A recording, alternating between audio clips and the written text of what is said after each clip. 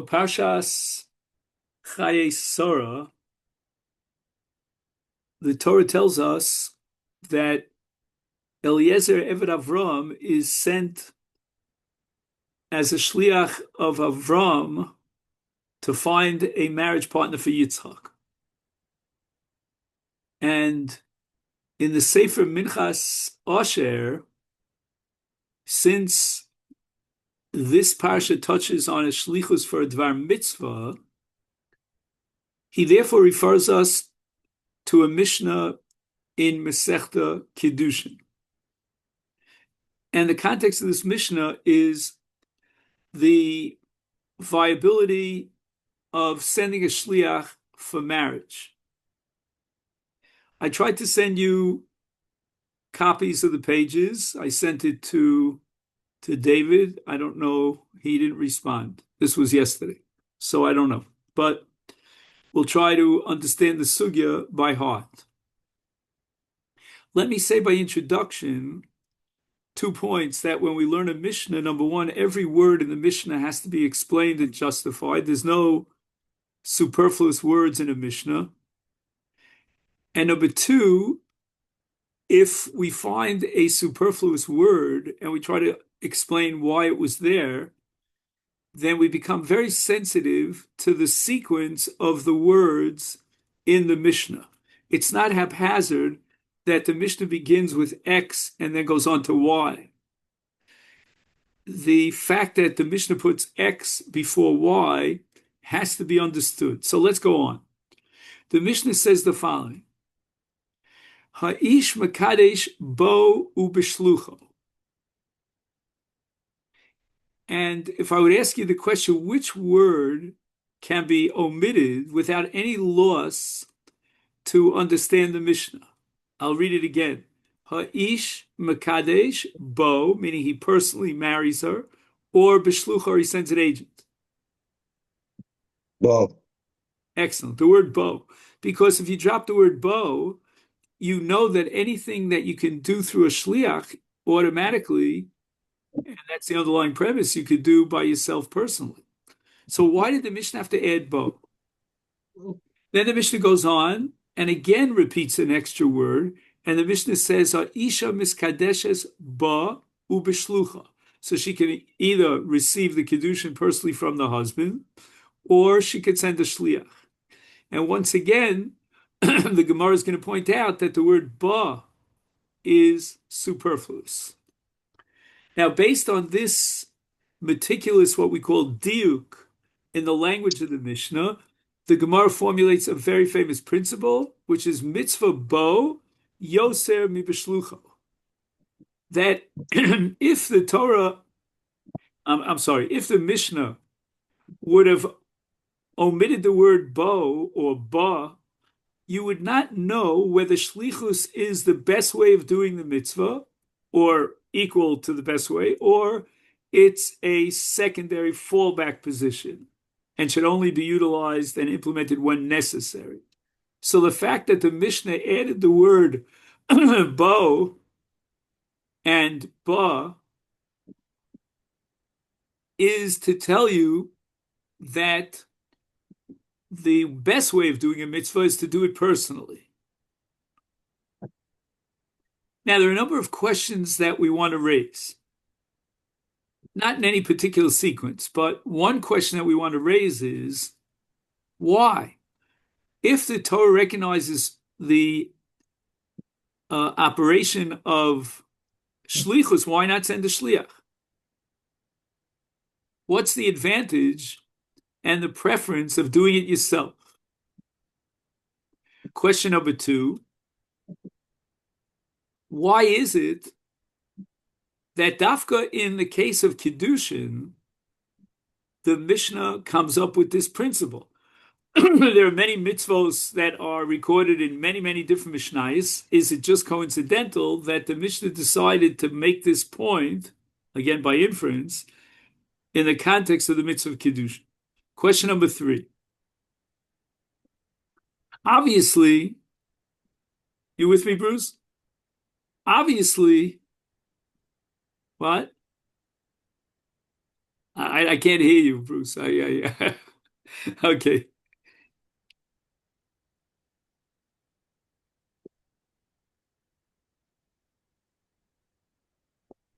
Obviously, this principle of mitzvah bo yosem b'shlucho by definition, I mean, obviously from the word mitzvah, implies that the principle only applies to mitzvahs.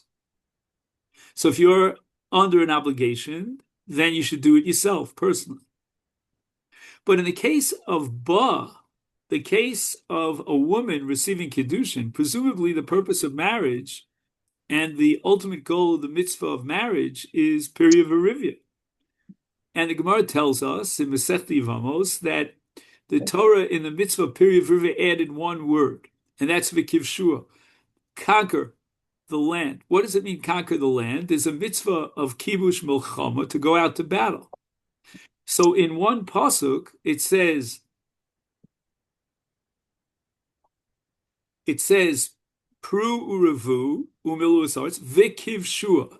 And the Gemara wants to know, why does the word v'kivshua appear in that pasuk?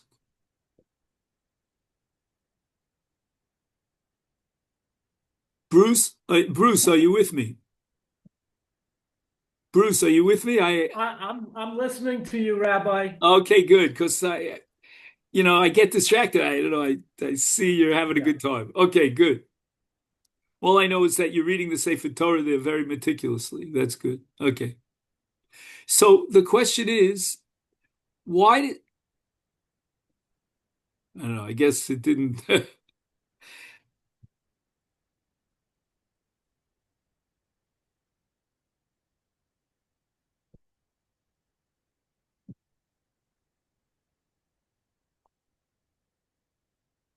Why is it that the Torah adds the word v'kivshua? So the Gemara says that since a male and not a female is included in the mitzvah of kibush milchama, therefore he's included in period virivia. But a woman, a female who's excluded from the mitzvah of kibush, is likewise taken out of the mitzvah period virivia. So the bottom line is that a woman is not fulfilling a mitzvah. She has no obligation to get married. I mean, it's a little bit shocking when you think about it. I mean, a woman carries, for 9 months and she gives birth and raises it. So why is it that she's not obligated? But that's more for the realm of philosophy. But in halacha, she's not obligated to the mitzvah of marriage. So a woman, according to Jewish law, could remain a spinster. I don't know if they still use that word. I'm dating myself. For the rest of her life. And she's single and she never got married. And she is not held responsible or negligent for bittul aseh, for not fulfilling a mitzvah. So why is that mitzvah ba yosem מבשלוחו? So again, summarizing these questions, we want to know what's unique about kiddushin, and the principle is formulated here. We want to know whether or not there's a reasoning in halachic terms for mitzvah ba yosem מבשלוחו, and finally, why is a woman included in marriage in the principle of mitzvah ba yosem b'shlucha in the case of marriage? Fine. So we begin now with another question. Sometimes you answer one question with another question. Rashi over there in Kiddushin says the reason why it's preferable to do the mitzvah yourself, says Rashi, it's in the first paragraph here, and he says, "Dechi osik begufo b'mitzvah." If his body is also involved in the mitzvah because he's fulfilling the mitzvah personally, then mekabel schar tfei.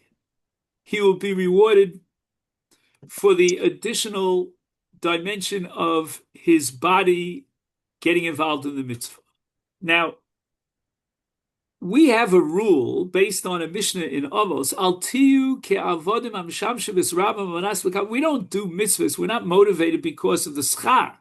Rashi is very odd that he tells me, "Oh, don't worry. If you do the mitzvah yourself, if you go the extra 9 yards, then your schar will be that much greater." Is that supposed to motivate me?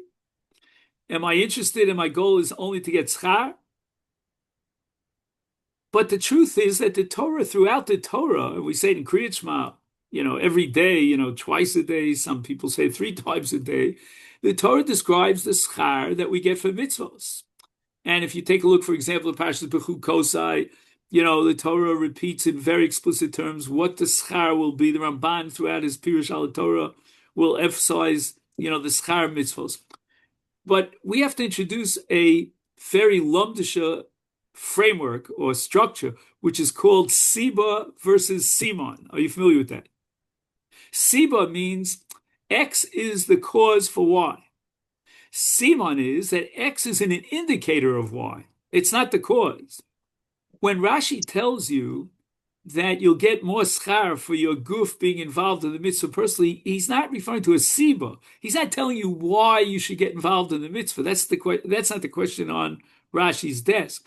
Rashi is addressing a question about what should prove to you and indicate to you that it's a greater mitzvah if you do it yourself. Here's where schar plays a role. It becomes a gauge. It becomes a way of assessing the significance of one mitzvah versus another mitzvah, meaning if mitzvah A only gives you X amount of schar, but mitzvah B will grant you a greater and more profound kind of schar, then that's a litmus test to prove that mitzvah B is more important than mitzvah A. So you should be motivated by the fact that this mitzvah is a greater, more significant mitzvah because you've done it with your goof, but that shouldn't motivate you for the sake of schar. Let's move on.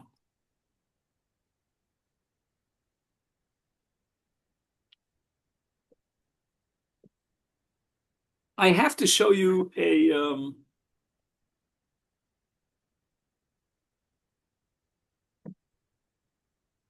a publication. I don't know if you're familiar with it. It comes from the city of Toronto. It's called Ha'emek. And when I first landed in Toronto, God knows how many years ago, probably 15 years ago, I don't know. So I get a knock on my door on a street called Almore, if you're familiar. That's where I used to freeze, on Shabbos waiting for the Ramban class. Anyway, so I get a knock on the door, and it turns out, to be a Rabbi Goldberg. So I want to dedicate this shiur today to the memory of Rabbi Goldberg because I remember him very fondly. He shows up at my door. I think it was either the very day I landed or maybe the next day, but very close to when I landed. And he brings me a whole, Mishloach Manos. It wasn't Purim. And he quoted when I asked him, why are you going out of your way? You're a big Talmid Chacham and so forth and so on. He answered me by telling me, in the name of Rabbi Yisrael Salanter, the founder of the Mussar movement, that Yenam's Gashmius is Daina Ruchnius. In other words, caring for someone else's physicality and comfort is your Ruchnius. That's your spirituality. Anyway, I want to dedicate this in his memory because when I first landed, he asked me if I could contribute to this Ha'emek. It's number Tet Zion. If there are any extra copies over there floating around in Clanton Park, just grab one for me. But I have one copy. He even signed it. And it's tragic that he passed away at such a young age. In any event, so I wrote an essay here called Mitzvah Bo Yosem מבשלוחו. That's the name of the essay. And at the very beginning of the essay, I point out that the Gemara focuses on two mitzvahs, not just one. The first mitzvah the Gemara focuses on is Kiddush and his marriage, but the second one is Kvod Shabbos. And the Gemara actually tells a story about what Rav Safra did, L'Kovod Shabbos on Friday to prepare for Shabbos, what Rava did. They got personally involved. I tried it once in the kitchen and everything got spoiled, so that was it for that idea. But, the famous story of the Kolodnik, that after he gets married, he washes the dishes and he makes sure to break a dish, so they'll never ask him again to wash the dishes. You know what I mean? In any event, so we have two mitzvos, and I understand very well why kavod, in the case of Kvod Shabbos, should generate a principle of preferring that you get involved personally. Because Eino Doma Kavod, and we mentioned this in the past, I think last week, that when Avram goes out personally to receive the Archim, that's a greater kavod.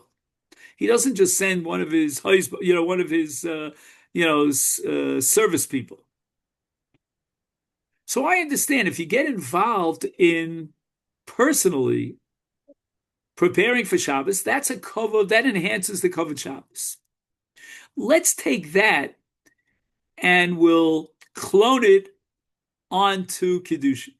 Kiddushin is also a matter of kavod, and you want to show your kavod, how much it means to you to get married. You don't get married every muntik and darnishtik. I mean, again, cherem dur ben gershon and all that. Although I don't even need that. But anyway, so that's number one. But number two, what I'd like to ask is the following question: when we talk about mitzvos, we should divide up between what I call the Maisa mitzvah and Hechsher mitzvah. So what's Hechsher mitzvah? Literally to prepare for a mitzvah. You build a sukkah, you bake matzahs, you put the lulav together with the aravos and the hadassim, with an agad. There are many, many cases of Hechsher mitzvah. And I'd like to raise the following question. Does mitzvah bo Yosef Bishlucha apply to Hechsher mitzvah? So just reminiscing about my childhood, in the shul that I was brought up with, where my father was the Rav, there was a fellow named Jimmy. I loved Jimmy. I mean, the only reason I didn't go to his funeral is because it was in a church. But otherwise I would have, Jimmy was great. And Jimmy would build the sukkah for the shul, big, large sukkah that we had. And then we used to pay him a little extra to build our sukkah. Now, my father didn't build the sukkah himself. I think had he tried to do so, it would have been a bit of a flop. I think he once actually tried to knock in a nail, but he ended up without a finger or something like that. I'm saying, and I inherited that from my father. But be that as it may, here's a Hechsher mitzvah, and we're not makpid to get involved in it ourselves. If you can buy a sukkah, rent a sukkah, buy a lulav that's already got the the minim there, or let's say you go in and buy matzahs. I mean, I tried to buy matzahs in Canada. Thank God the Canadian dollar was not doing so well at that time. Otherwise, the prices for matzahs are like they go through the ceiling. It's crazy. But what's the alternative? So I have to tell you a story. You don't like stories so much, but I'll tell you anyway. One of my close friends, I actually have a close friend who's a big Talmud Chacham. I know you don't believe me, but trust me on this. Gigantic scholar. And every year in and year out, he rents, together with a chabur of guys, a bakery, and he bakes his own matzahs. Now, don't even ask me this. It's 8 hours. He sweats and toils for 8 hours. How many matzahs do you think he comes out with? 3 matzahs, and they're all burnt, by the way. So I was tempted to ask him, 8 hours of Torah study that you gave up just to bake the matzahs. So I did a little research on this, and I found a Magen Avram. Keep in mind, the Magen Avram lived about 4.5 centuries ago, and I found a Vilna Gaon that's 2.5 centuries ago. And they talk about baking matzahs. The Magen Avram goes in his direction, and the Gaon in a different direction. The Magen Avram writes on what it says in Shulchan Aruch Rosh HaMishtadel, the mitzvahs matzah v'omer al siyasa, etc., kein roy l'chol adam. Every person should get involved in the process of baking matzahs. Says the Magen Avram, just 4 words: mitzvah bo Yosef מבשלוחו. Now wait a second. We're not talking about a ma'aseh mitzvah. He's talking about preparing the matzahs. It's only a hechsher mitzvah. I derive a conclusion from the Magen Avram that mitzvah bo applies even in the case of a hechsher mitzvah. Are you with me? And I think it's very logical, because if the yisodos and the shorish of mitzvah bo yosef b'shlucha is covered for the mitzvah. I love the mitzvah. I love Hashem. God gave me these opportunities. Then even setting up the mitzvah is part of the expression of love and devotion, so I get personally involved. However, the Gon in his Bir Hagra on the same spot, it's in Simon Tov Samach, he writes, Ayin Magen Avram, take a look at what the Magen Avram says, but he says, Amrinan beperek Arvei Psachim, Ma Darko Shaloni, Hu Masik V'ishto Ofer, V'ayin Barosh beperek Kol Shah. He says, if I read this correctly, that the reason why you should get involved in baking matzahs has nothing to do with mitzvah bo yosem b'shlucha. This is not an application of some sort of general rule for mitzvahs to show the love for mitzvahs. This is halach in lechem oni. The Torah calls it lechem oni. Now again, if you're a rich guy and you could afford the prices, then you go ahead and you buy matzah. You pay someone to make the matzahs for you. But if you're a poor person and you don't have the wherewithal, so you buy yourself a little packet of flour or maybe even the kernels of wheat, and you crush them yourself, you start from scratch, you do the whole process, and that's called lechem oni. So, in Lumdus, we always differentiate between a din kloli and a din mesuya. A general rule that applies here, or no, this application is very unique and specific here. So what do we have in front of us now as to whether baking matzahs is a reflection of a din kloli or it's a din mesuya? Well, Don will answer at once, but it's machlokas between the Magen Avram and the Gra. Who says so? Berzon says so. Nobody else says so. But if you follow my logic, I think that the Magen Avram is applying the rule of din kloli. He wants to put baking matzahs into a broader perspective, and it applies to show you're covered for a mitzvah, any mitzvah, whereas the Gon is going with the approach of a din misuya, a din miyuchad. It's a special din in matzah, reflects the mitzvah of matzah. I'm not sure that the Gon would be willing to accept the premise that for a hechsher mitzvah, this mitzvah bo yosef b'shlucho, you should get involved personally. It's not the ma'aseh mitzvah. But then I'm bothered by the following question. Why shouldn't it be applicable to a hechsher mitzvah? If the yesod is kavod, then why shouldn't the hechsher mitzvah be included in an act of kavod, and hence in mitzvah bo yosef b'shlucha? Is there another way possibly of understanding mitzvah bo yosef b'shlucha? And I think the answer is yes. It's in the gufa shel mitzvah. In other words, the halacha says that when you do the mitzvah in the best way possible. And if there's something about the mitzvah that will require you to get personally involved, then so be it. I'll apply mitzvah bo yosef b'shlucha. But I'm not going to go with a universal principle that every single mitzvah is subject and included in mitzvah bo yosef b'shlucha. I'm going to look and check every single mitzvah unto itself. So therefore, in the case of Kvod Shabbos, I understand very well, because the nature and the essence of the mitzvah is kavod, and mitzvah bo yosef b'shlucha. What about Kiddushin? So this is a real problem.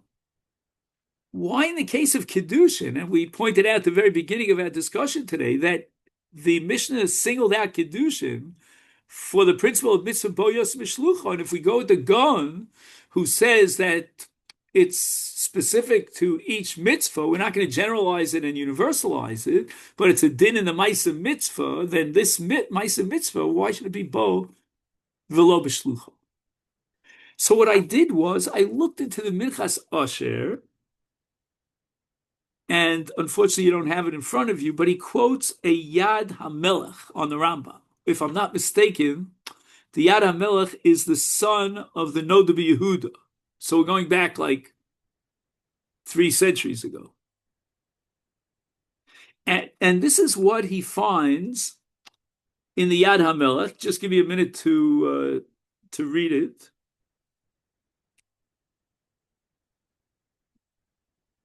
Oh.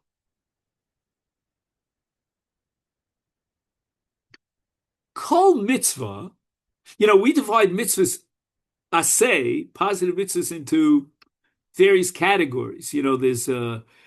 There's a hechsher mitzvah and a ma'isa mitzvah. There's a ma'isa mitzvah and a kiyuma mitzvah. We could classify it as mitzvahs ben on l'chavero, mitzvahs ben on l'makom, mitzvah sheish bo kares, mitzvah sheish bo.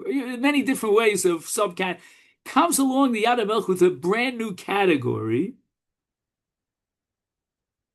of a brand new method of how to categorize mitzvahs. And he says the following. Number one, here's one category. Mitzvah she'i efshar lasosa ela b'chefetz o b'mamon shel bailim. Let me give an example of what he means. Mezuzah. The mitzvah mezuzah is not to put a mezuzah on your house, but rather to put a mezuzah on my house. Or take, for example, hafrashas trumos u'maisers. I'm not going to run around looking for your tevel and be mafresh trumos and maisers from your tevel. I don't even know if such hafrash would be chal. The mitzvah has to be fulfilled with the tvua, the perils of the bailim. He says, Azai b'mitzvos ka'elu, regarding those mitzvos, or shall we say that category of mitzvah, ein kpeda, we don't care one way or the other, im nasa mitzvah yidei bailim, bi'atzmam, o al yidei shlucham.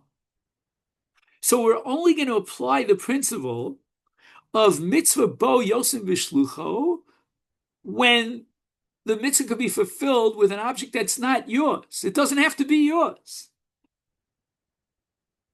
And he goes on to say that b'mitzvahs hachonas kvod Shabbos u'b'mitzvahs kiddushay isha shtei mitzvahs elu nasim al yedei shliach after gam bohem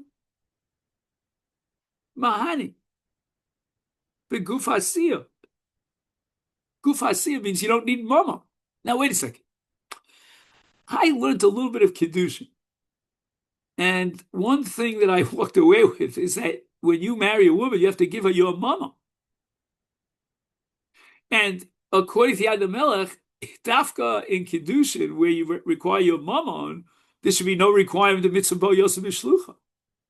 Covet, I understand Shabbos, it doesn't have to be my cholent. It could be your cholent.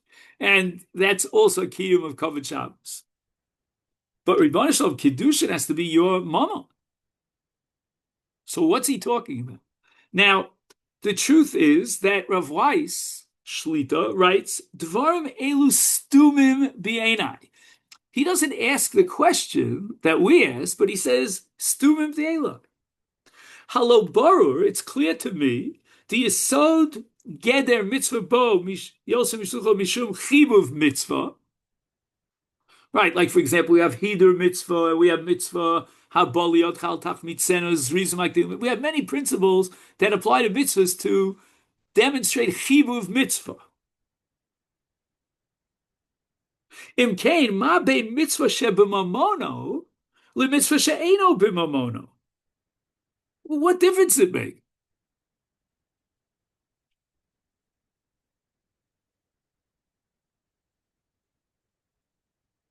So look, Rabbosai, with all due respect, it's easy to say dvarav stumim b'einai. Okay, but we're not talking about a second-rate slouch over here. We're talking about one of the major commentaries on the Rambam.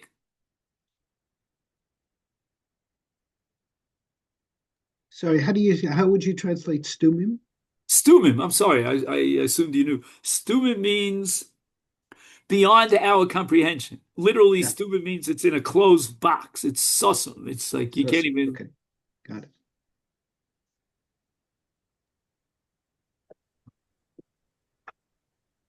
it. You can do Kedusha with a star also. Okay, now we have to get into the whole question of whether or not you have to own the shtar. I guess it would seem that according to the Yad LaMelech, you don't have to own the shtar. I don't know. You have to see the sugyas of what's called something sofer. What's it called? Anyway, the money that you pay for the sofer. Who pays the money for the sofer? The Gemara is Gittin, and then you have Hukah Shavai Liyitzia and Kiddushin as well. You have to. Again, we'd have to really study the sugyas. But what I do want to say is the following. And that's the basis of my essay over here. I think there's a certain logic here, a very powerful logic, in fact, to the Yad LaMelech. I think what he's saying is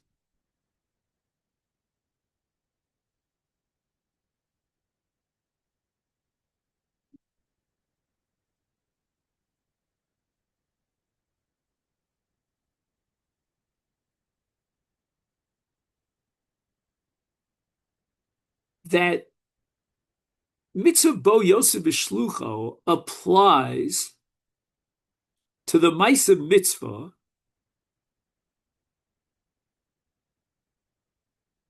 when the Maisa Mitzvah, if implemented by a Shliach, has no relationship whatsoever to the Bailam, to the Meshalem. If, on the other hand, the mitzvah inherently, by definition, relates back to the Bailam, and the reason for that is because it's his mammon, then there's no difference between you, the Bailam, doing the Maisa, or someone else doing the Maisa, because at the end of the day, it's your Maisa. Why? Because of the concept of Siruf, or Chibur, that connects the Maisa of Shimon back to Reuven. What connects the Maisa of Reuven back to Shimon? And the answer is because Shimon is giving the mammon. So if you're putting up a mezuzah in my house, then that's equivalent to my putting up the mezuzah. Because since your action of Kvias mezuzah would be meaningless if it wasn't my house, because you know what I mean? Let's say, there's a bias of Hefker, you go in and you put up a mezuzah there, it'd be meaningless. So the significance of Shimon's action of putting up a mezuzah in the house of Reuven is because the house belongs to Reuven. The significance of Shimon being mafresh Trumas and Maisros is because the Trumas and Maisros, or the devil, belongs to Reuven. So the entire Shlichus ultimately takes us back to the Bailam. In such a case, there's no Kpeda, because the Maisa Mitzvah is really the Bailam's Maisa Mitzvah. Again, I'm not looking at it from a physical perspective. Physically, it could be that Shimon is actually doing the Maisa, but it's really Shimon's Maisa because it's in his mama. And I found a similar idea, again, I'm not trying to in any way equate them, in Ner Chanukah. There's a halacha that a achsanoi, if like you're a guest in someone's house, since we're coming close to Chanukah, then mishtate pepruta, the Gemara says that the achsanoi, the guest, should chip in a pruta to the shemen aner, because now the hadlaka relates to the achsanoi. It's not his bias.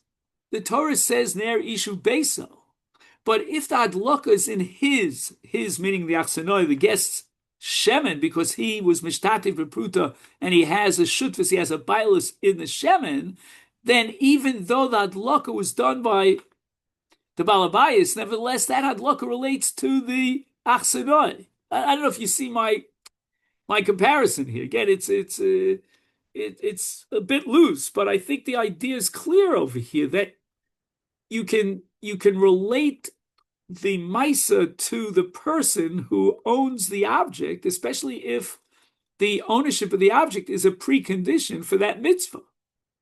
So therefore, according to the Yad HaMelech, any mitzvah that fits that category doesn't require that you get involved personally.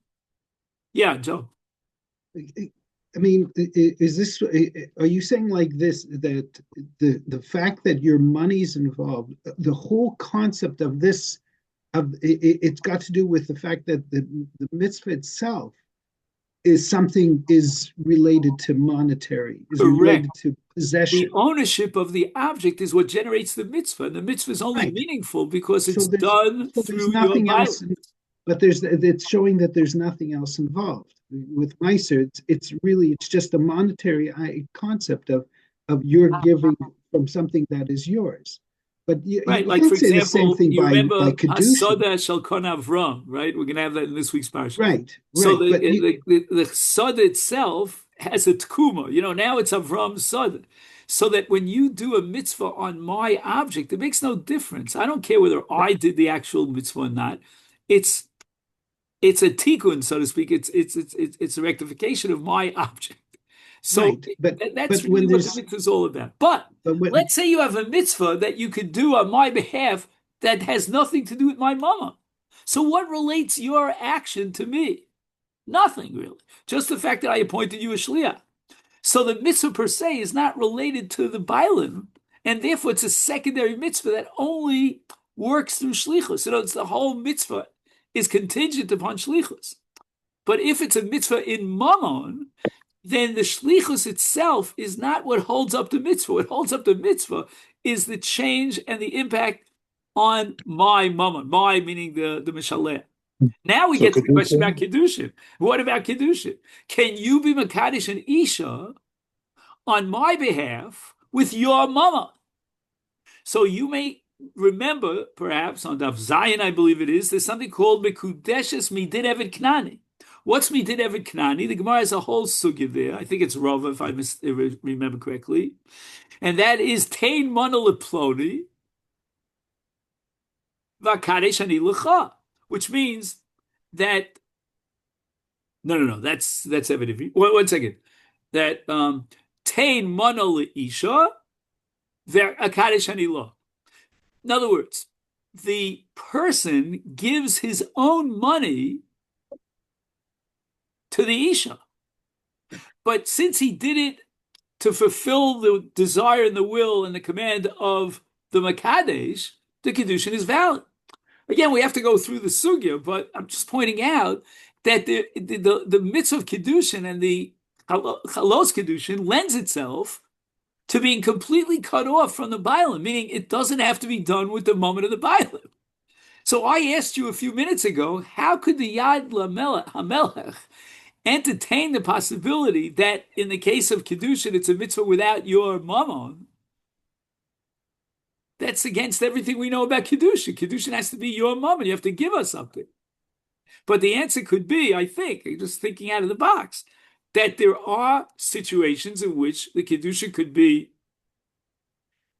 achieved and clinched without any moment of bailim. Why do you have to say it like that? Why do you have to say it like that? Why can't you say that it's not, what he's saying is it's not just a moment issue. There's more involved with regards to Makadesh and Isha than just a transfer of money, the moment is not. Joe, you're going back to kavod, and then it should apply to every single mitzvah. I'm trying to figure out why the Yad HaMelech says that it only applies to these two mitzvahs. He's saying because there's no involvement of mama. If there is an involvement of mama, we don't see. If you're going with the approach of kavod, of chibuv mitzvah, according to the language here used by Rav Weiss, then it should apply universally to every mitzvah. The Yad HaMelech wants to say that it only applies to these two mitzvahs, because these two mitzvahs can be fulfilled without your mama.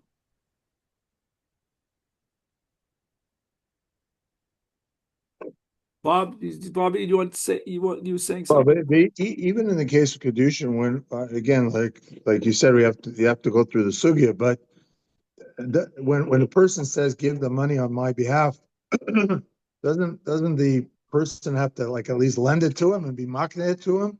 No, but Bobby, you're on the right track. But let me just again, like you say, we have to learn Kedushin. But the Rambam, when he codifies the halacha of Mekudesh Midin Evet Knani, he adds another sentence, and he says that since the shliach gave his own money, the shliach's money, by virtue of the command of the Makadesh, it's as if he gave her hana. You see, we have a principle called hana kishava kesef. If the hana is worth a pruta, like for example, she says, please talk to the governor on my behalf to get me off the hook. And I don't know, in New York, you're going to have some pretty good Arabic friends, to get yourself off the hook. But talk to me, to the leader, to the ruler on my behalf. She's mekudeshes. Why? Because he gave her hana. Actually, he never transferred even a dime to her bank account. So here the Rambam says that this halacha, that the shliach gave the money from his pocket to the isha, and she's mekudeshes, is based on the fact that she gets hana from him, and him meaning the makadosh, and that hana is shava kesef. So in effect, the Rambam is saying that he did give her kesef. But I think the Yad HaMelech is pointing out something else. He's pointing out that, all right, you can do convolutions in the air and so forth and so on, but at the end of the day, if you analyze the Maisa Kedushin, there is no vestige of Mammon Abaylim in the Maisa Kedushin. She receives that money and it belongs to the Shliach.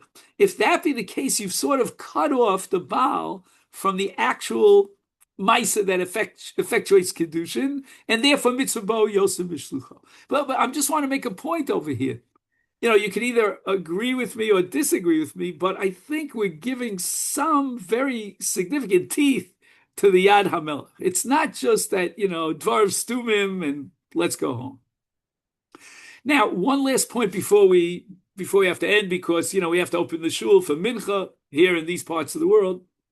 So I just want you can keep going. I don't want to deprive them from learning. No, you told me 4:02. We're going to try to, or 4:05. I don't know. Yeah.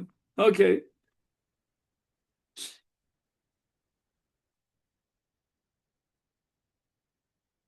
The Minchas Asher quotes another source that seems to limit the principle of Mitzvah Bo Yosef B'Shlucho very, very severely. And that is the son of the Or Zarua. The Or Zarua was a Rishon, lived about 8 centuries ago, and his son, it's called a Marach Or Zarua, writes the following: Lo b'chol mitzvos amru mitzvah bo Yosef B'Shlucho. And listen what he says. Lo chazinon l'rabbanan k'shishai. We've never seen the elder statesmen, the sages of our generation, shekpidu l'kayim mitzvah shchita. Yeah, I always say to myself, I don't know if this is historically true or not, that Rav Moshe Feinstein probably never shechted an animal in his life. I don't know. If he gave a chal for shchita, I don't know if he know which side to cut the animal's neck from. I don't know. Vafroshas trumas and maisvus. We never found that people are makpid and trumas and maisvus. You have a field and you have workers, and they do the meruach and in the silos and this and that. They're makpid trumas and maisvus. I never saw, says the son of the Arzut, that the Rabbanan Kishashai, the older rabbis from the Frierdiker Doros, would be makpid to do that froshes trumas and maisvus themselves. V'dafka b'kedushin mitzvah bo Yosef B'Shlucho. She'ein hashliach nene min ha'kedushin klum.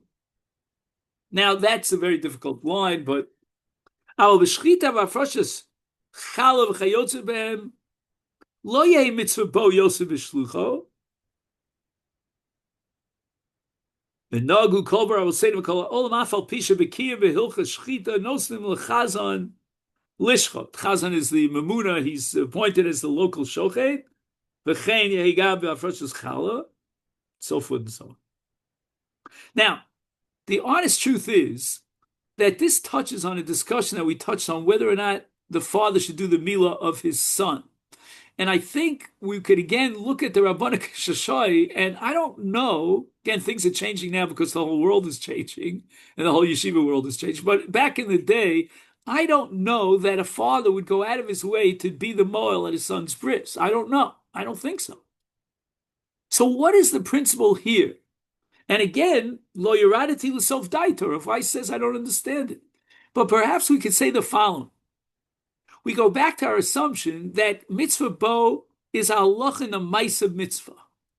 Well, what is significant here? Is it the ma'asav mitzvah, or is it the result of the ma'asav mitzvah? We get back to a very fundamental Lumdus structure here, differentiating between the ma'asav and chalos. When the mitzvah essentially is the chalos, I mean, I don't care so much about the shechita per se. What I care about is the fact that the shechita was mati, the basal achila removes the isur ev manachai, the isur nevela.